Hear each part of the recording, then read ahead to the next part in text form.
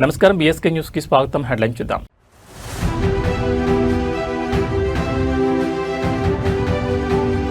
AP పర్యటనకు విచ్చేసిన ఉపరాష్ట్రపతి సిపి రాధాకృష్ణన్ దేశంలోని తొలి నాన్ జీఎంఓ పాప్కార్న్ విత్తనం ఆవిష్కరణ.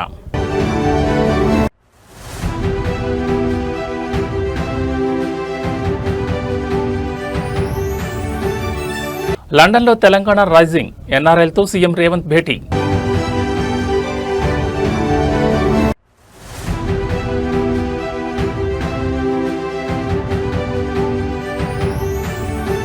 పాలిటెక్నిక్ విద్యార్థుల ఆందోళనకు బీఆర్ఎస్ మద్దతు. జీవో 97 ఉపసంహరణకు డిమాండ్.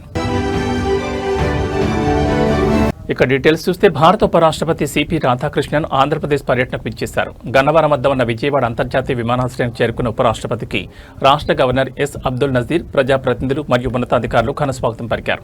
విమానాశ్రయం నుంచి నేరుగా గుంటూరు జిల్లా పరిధిలోని కృష్ణయ్యపాలెంలో ఉన్న గవర్నమెంట్ పాప్కార్నిక్ ఫ్యాక్టరీకి ఉపరాష్ట్రపతి చేరుకున్నారు. భారతదేశంలోనే మొట్టమొదటి non GMO high expansion popcorn Moiz hybrid విత్తనాన్ని ఉపరాష్ట్రపతి ఈ సందర్భంగా అధికారికంగా ఆవిష్కరించారు. ఈ విత్తనం ద్వారా మొక్కజొన్న రైతులకు దిగుబడి, ఆదాయం గణనీయంగా పెరుగుతుందని నిపుణులు స్పష్టం చేస్తున్నారు. ఈ కార్యక్రమంలో భాగంగా దేశవ్యాప్తంగా 8 రాష్ట్రాల నుంచి విచ్చేసిన ఉత్తమ ప్రతిభ కనబర్చిన మొక్కజొన్న రైతులను ఉపరాష్ట్రపతి సిపి రాధాకృష్ణన్ శాలువాతో సత్కరించి జ్ఞాపికలను అందజేశారు. అధునాతన వ్యవసాయ పద్ధతులు, పరిశోధనలు రైతులకు ఆర్థికంగా ఎంతో ఊతాన్నిస్తాయని ఈ సందర్భంగా ఆయన పేర్కొన్నారు.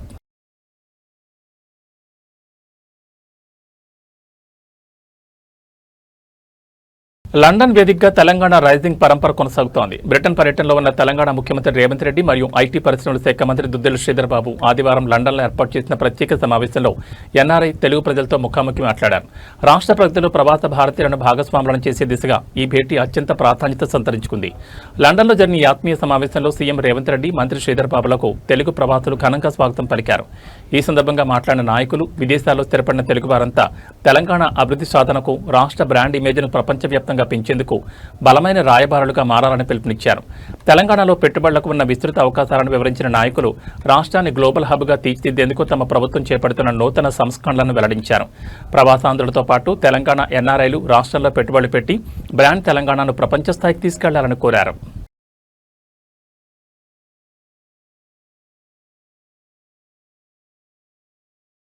కాంగ్రెస్ ప్రభుత్వం తీసుకొచ్చిన జీవో 97 వల్ల రాష్ట్రంలో పాలిటెక్నిక్ విద్యా వ్యవస్థ తీవ్ర గందరగోళానికి నెట్టబడగా ముఖ్యమంత్రి రేవంత్ రెడ్డి తుగ్లక్ నిర్ణయాల వల్ల విద్యార్థుల భవిష్యత్ ప్రశ్నార్థకంగా మారిందని మాజీ ఎంపీ బోయినపల్లి వినోద్ కుమార్ మండిపడ్డారు. గత 10 రోజులుగా పాలిటెక్నిక్ విద్యార్థులు ఆందోళన చేస్తున్న కాంగ్రెస్ ప్రభుత్వం ఏమాత్రం పట్టించుకోవడం లేదని ఆగ్రహం వ్యక్తం చేశారు. పాలిటెక్నిక్ కళాశాలను స్కిల్ యూనివర్సిటీ పరిధిలోకి తీసుకురావడాన్ని వ్యతిరేకిస్తూ విద్యార్థులు చేపట్టిన న్యాయమైన పోరాటానికి బీఆర్ఎస్ పార్టీ పూర్తి మద్దతు ప్రకటిస్తుందని వినోద్ కుమార్ స్పష్టం చేశారు. స్కిల్ యూనివర్సిటీ అనేది కేవలం సర్టిఫికేట్లు, డిగ్రీలు ఇవ్వడానికి మాత్రమే పరిమితమని చట్టంలోనే స్పష్టంగా పేర్కొన్నారని ఆయన గుర్తు చేశారు. అంతేకాకుండా ఇప్పటి వరకు స్కిల్ యూనివర్సిటీకి ఏఐసిటిఈ గుర్తింపు కూడా లేదని, అటువంటి సంస్థ కిందకు పాలిటెక్నిక్ కళాశాలను తీసుకురావడం అన్యాయమని ధ్వజమెత్తారు. తక్షణమే జీవో 97 ఉపసంహరించుకుని పాలిటెక్నిక్ విద్యా వ్యవస్థను కాపాడాలని బీఆర్ఎస్ డిమాండ్ చేస్తోంది. విద్యార్థుల ఆందోళన ఇప్పటికైనా ప్రభుత్వం పరిగణలోకి తీసుకోకపోతే రాష్ట్ర వ్యాప్తంగా పెద్ద ఎత్తున పోరాటాలు నిర్వహిస్తామని వినోద్ కుమార్ హెచ్చరించారు. గత 10 రోజుల నుండి తెలంగాణ రాష్ట్రంలో పాలిటెక్నిక్ స్టూడెంట్స్ వీళ్ళంతా కూడా స్ట్రైక్ చేస్తున్నారు. కారణం ఏందని తెలుసుకుంటే తెలంగాణ రాష్ట్ర ప్రభుత్వము 16th ఆగస్ట్ నాడు ఒక జీవో 97 ఇష్యూ చేసింది. దీంట్లో ఏం చెప్పారంటే ఇప్పుడు ఉన్నటువంటి పాలిటెక్నిక్ కాలేజెస్ అన్నీ కూడా ఒక కొత్త ఇన్స్టిట్యూషన్ ని ఏర్పాటు చేస్తున్నారు జియో ద్వారా. అది ఏంటంటే ప్రస్తుతం ఉన్నటువంటి labour, employment, training and factories department మొత్తాన్ని skill, human capital and knowledge training initiatives Shakti అనే పేరిట ఆ డిపార్ట్మెంట్ ని నామకరణం చేశారు. అంటే రీనేమ్ చేశారు. ఉన్న పేరుని మార్చేసి ఈ పేరు పెట్టారు. పెట్టి దీన్ని మరి డిపార్ట్మెంట్ ఆఫ్ లేబరు, ఎడ్యుకేషన్ కాకుండా యంగ్ ఇండియా స్కిల్స్ యూనివర్సిటీ ఏదైతే YSU మన ముఖ్యమంత్రి రేవంత్ రెడ్డి గారి మదిలో ఉన్నటువంటి ఆలోచన ఒక స్కిల్ యూనివర్సిటీ పెట్టాలని. మంచిదే, పెట్టడంలో తప్పేం లేదు. అది దాదాపు 2 సంవత్సరాల పెట్టి కూడా దానికి ఇవి అఫిలియేట్ చేశాడు. Number 2nd point. 3rd point ఏం చేశాడు? All industrial training institutes ITIs ఉన్నాయి, అడ్వాన్స్ టెక్నాలజీ సెంటర్స్ ATCs, వీటన్నిటిని కూడా ఈ స్కిల్ యూనివర్సిటీకి అఫిలియేట్ చేశాడు. తర్వాత 4th point, all polytechnic colleges shall be brought under Young India Skills University framework and ecosystem అన్నాడు. ఇంకా ఈ 4th పాయింట్కి మాత్రమే ఈ విద్యార్థులందరూ కూడా ఆబ్జెక్ట్ చేస్తున్నారు. ఈ 3 నువ్వు ఐటీఎస్ని, అడ్వాన్స్ స్కిల్ సెంటర్స్ని స్కిల్ యూనివర్సిటీకి పరిధిలో తెచ్చుకున్నా మాకేం అభ్యంతరం లేదు. కానీ మా పాలిటెక్నిక్ కాలేజెస్ని మీరు ఈ స్కిల్ యూనివర్సిటీకి అఫిలియేషన్ చేయడం కరెక్ట్ కాదు అనేది వాళ్ళ అభిప్రాయం. గత 10 రోజుల నుంచి పెద్ద ఎత్తున నిరసనలు తెలియజేస్తున్నారు. అయితే ఒక బాధ్యతాయుతమైనటువంటి ఒక రాజకీయ పార్టీ తరఫున, మా పార్టీ బీఆర్ఎస్ తరఫున మేము కొంచెం దీన్ని క్షుణ్ణంగా లోతుగా మేము ఆలోచన చేయడం జరిగింది.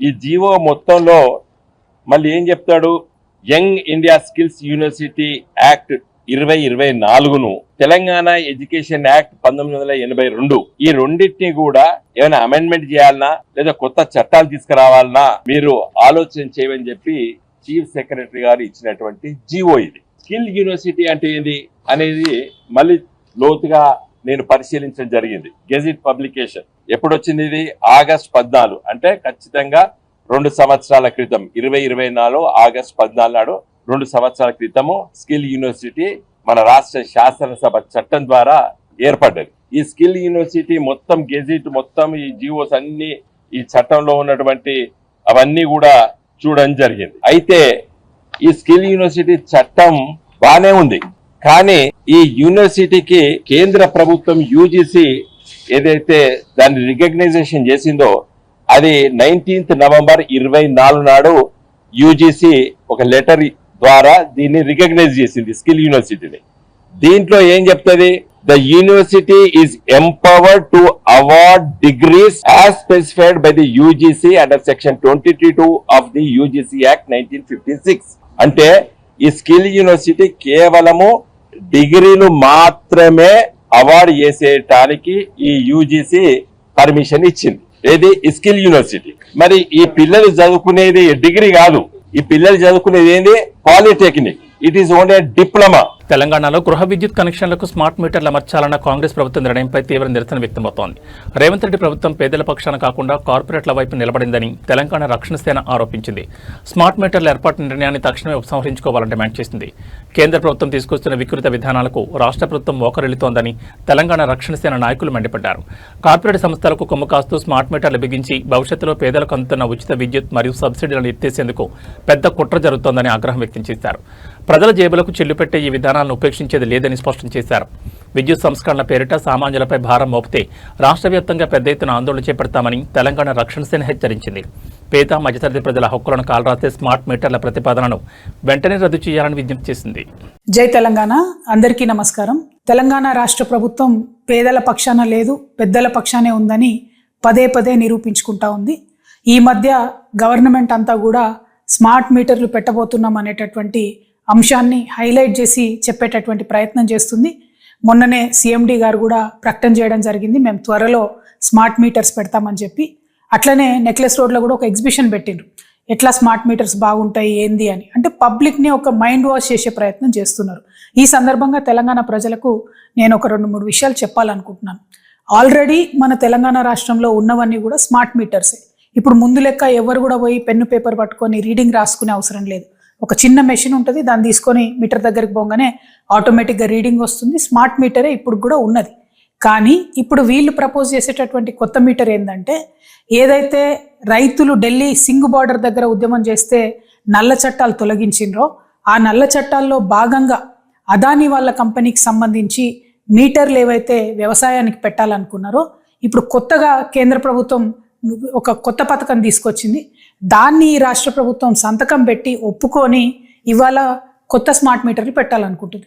మరి కొత్త స్మార్ట్ మీటర్లు పెడితే నష్టమేంది అంటే, ఇవి మన సెల్ ఫోన్ ఎట్లయితే మనం మొదలే ఒక 1000 రూపాయలు, 500, 100 రూపాయలు పెట్టి ప్రీపెయిడ్ ఎట్లా చేసుకుంటామో అట్లా ప్రీపెయిడ్ స్మార్ట్ మీటర్లు పెట్టాలనుకుంటున్నారు. సరే, మొన్న మనందరం కూడా ఈఆర్సీలో గొడవ చేస్తే వ్యవసాయానికి పెట్టమని చెప్పిండ్రు. కానీ ఇప్పుడు మళ్ళీ మొత్తం పబ్లిక్కి పెట్టాలి, ప్రతి ఇంటికి కూడా స్మార్ట్ మీటర్ పెట్టాలి అనే ఒక ప్లాన్ చేస్తూ ఉన్నారు. దీనివల్ల నష్టమేంది? ఆల్రెడీ ఉత్తరప్రదేశ్లో ఈ ఎక్స్పెరిమెంట్ అయితే మొత్తం ప్రతి ఇంట్లోంచి మీటర్లు బిక్కొచ్చి ఎలక్ట్రిసిటీ ఆఫీసులలో మీటర్లు వేసి వెళ్ళిపోతున్నటువంటి పరిస్థితి ఉన్నది.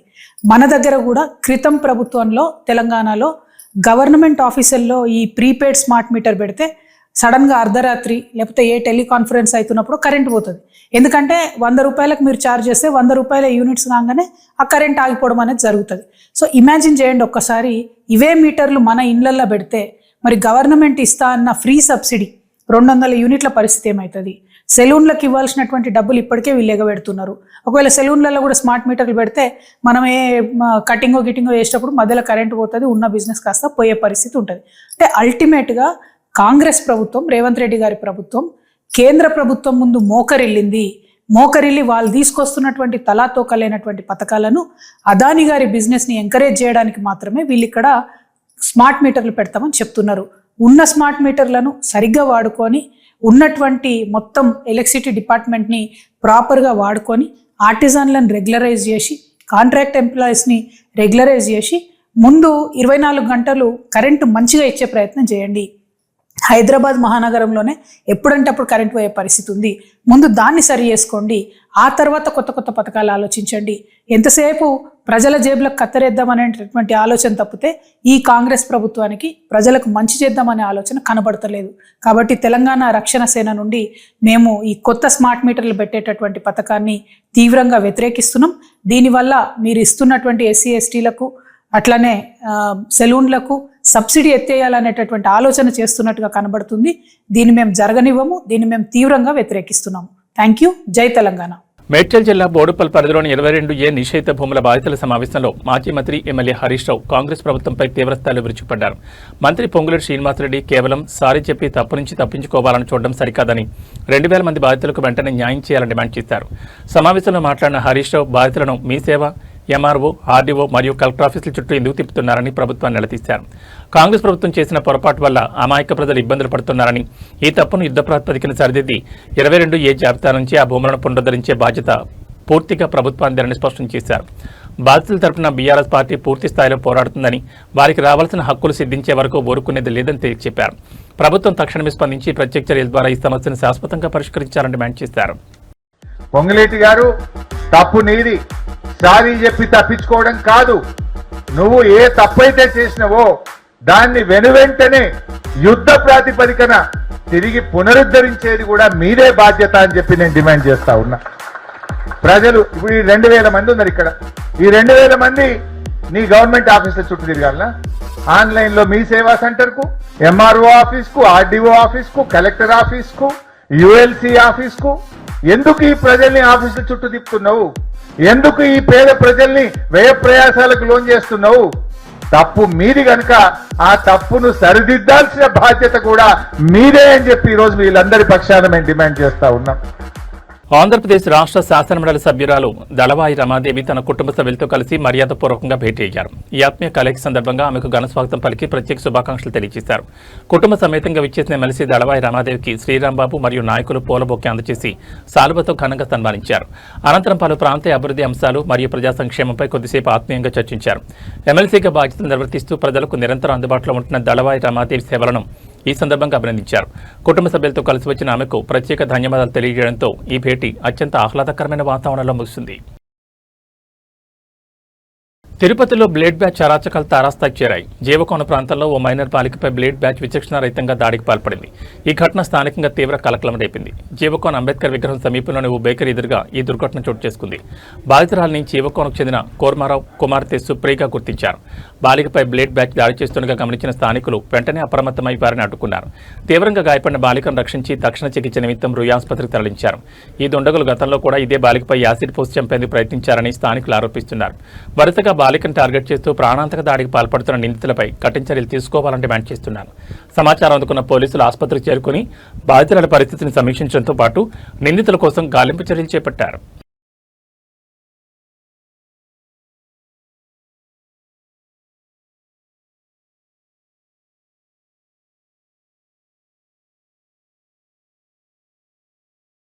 పశ్చిమ బెంగాల్లోని మాల్దా జిల్లాలో దిగ్భ్రాంతికర ఘటన వెలుగు చూసింది. బామన్కోలా పరిధిలోని జగదాల హైస్కూల్లో ఒక మహిళా పాఠశాల సిబ్బందిపై విద్యార్థులు విచక్షణారహితంగా దాడికి పాల్పడ్డారు. ట్రాన్స్ఫర్ సర్టిఫికేట్ జారీకి సంబంధించి చెలరేగిన వివాదమే ఈ దాడికి కారణమని తెలుస్తోంది. పాఠశాల రికార్డుల్లో ఉన్న పేరుకు దరఖాస్తులోని పేరుకు తేడా ఉండడంతో నిబంధనల ప్రకారం సీనియర్ నాన్ టీచింగ్ సిబ్బంది టీసీ ఇచ్చేందుకు నిరాకరించారు. దీంతో ఆగ్రహానికి గురైన కొందరు విద్యార్థులు ఏకంగా స్టాఫ్ రూంలోకి చొరబడి ఆమెతో వాగ్వాదాన్ని దిగి భౌతిక దాడికి పాల్పడ్డారు. ఈ ఘటనలో తీవ్రంగా గాయపడిన ఆమెను స్థానిక ఆసుపత్రికి తరలించారు. ఈ దాడికి సంబంధించిన దృశ్యాలు సోషల్ మీడియాలో వైరల్గా మారడంతో స్థానికంగా తీవ్ర కలకలం రేగింది. బాధితురాలి ఫిర్యాదు మేరకు కేసు నమోదు చేసిన పోలీసులు వైరల్ వీడియోను ఆధారంగా చేసుకుని దర్యాప్తును వేగవంతం చేశారు. విద్యా సంస్థలో జరిగిన ఈ భౌతిక దాడి ఘటనపై కఠిన చర్యలు తీసుకోవాలని డిమాండ్లు వ్యక్తమవుతున్నాయి.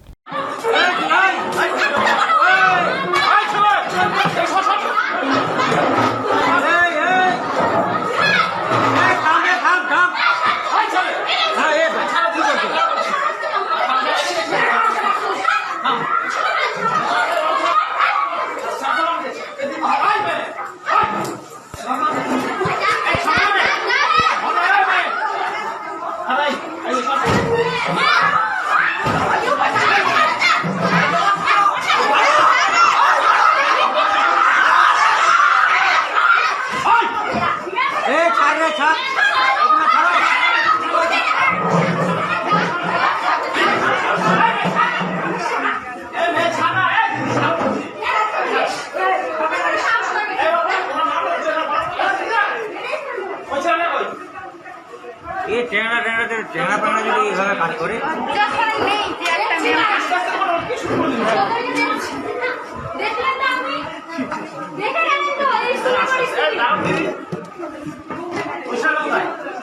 এটা বাইরে চলে গেল রিয়াদ রিয়াদ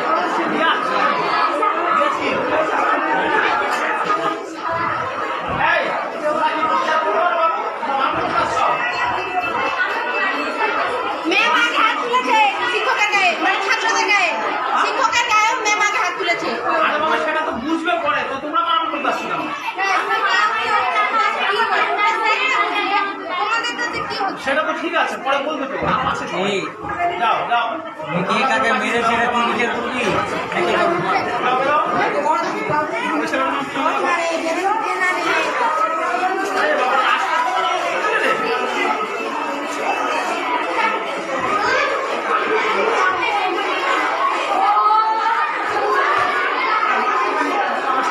ये मारे बुढ़ा है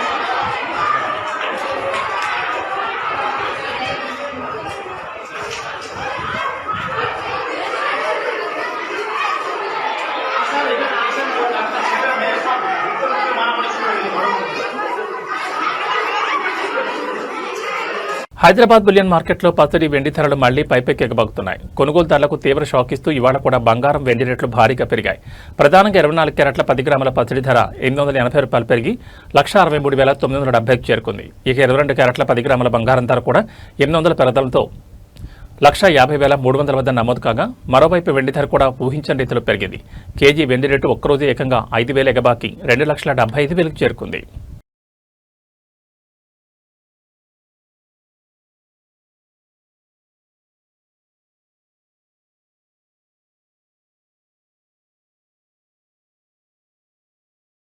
దేశీయ స్టాక్ మార్కెట్లు ఇవాళ రికవరీ తీసుకుసాగుతూ స్వల్ప లాభాలతో ప్రారంభమయ్యాయి. అంతర్జాతీయ సానుకూల సంకేతాల మధ్య బెంచ్ మార్క్ సూచీలైన సెన్సెక్స్, నిఫ్టీలు లాభాల పట్ల పయనిస్తున్నాయి.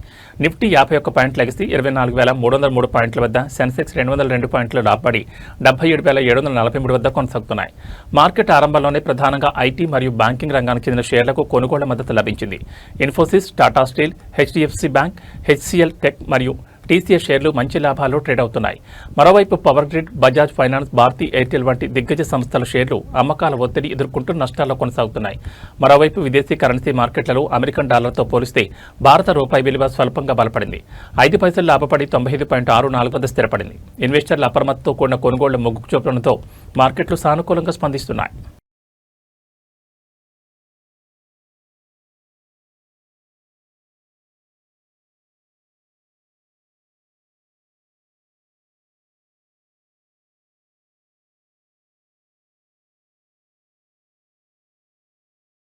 తెలుగు రాష్ట్రాల్లో వాతావరణం ఒక్కసారిగా మారిపోయింది. తెలంగాణ మరియు ఆంధ్రప్రదేశ్లోని పలు జిల్లాల్లో ఉదయం నుంచి ఈదురుగాలులతో కూడిన భారీ వర్షం కురుస్తోంది. హైదరాబాద్తో పాటు ఉమ్మడి వరంగల్, మెదక్, గుంటూరు, ఎన్టీఆర్ జిల్లాల్లో వర్షపు నీరు రహదారులపై చేరడంతో వాహనదారులు తీవ్ర ఇబ్బందులు ఎదుర్కొంటున్నారు. తెలంగాణ వ్యాప్తంగా వరంగల్, హనుమకొండ, జయశంకర్, భూపాలపల్లి, మెదక్, మహబూబాబాద్, జనగామ తదితర జిల్లాల్లో ఎడతెరిపి లేకుండా వర్షం పడుతోంది. రాజధాని హైదరాబాద్లోని ఐటీ కారిడార్, అమీర్పేట్, దిల్సుఖ్ నగర్, కూకట్పల్లి, సికింద్రాబాద్ వంటి ప్రధాన ప్రాంతాల్లో భారీ వర్షం నమోదు కాగా, మరికొన్ని చోట్ల మబ్బులతో కూడిన చిరుజల్లులు కురుస్తున్నాయి. నగరంలో మురుగునీటి నిల్వలను తొలగించేందుకు జీహెచ్ఎంసీ బృందాలు రెస్క్యూ చర్యలు చేపట్టాయి. మరోవైపు ఆంధ్రప్రదేశ్లోని గుంటూరు, పల్నాడు, ఎన్టీఆర్ జిల్లాల్లోనూ ఉరుములు మెరుపులతో కూడిన వర్షం పడుతోంది. రాబోయే 24 గంటల్లో మరిన్ని ప్రాంతాల్లో వర్షాలు పడే అవకాశం ఉందని వాతావరణ శాఖ హెచ్చరించింది. ప్రజలు అత్యవసరమైతే తప్ప బయటకు రావద్దని, విద్యుత్ స్తంభాలు, చెట్ల కింద నిలబడొద్దని అధికారులు సూచిస్తున్నారు.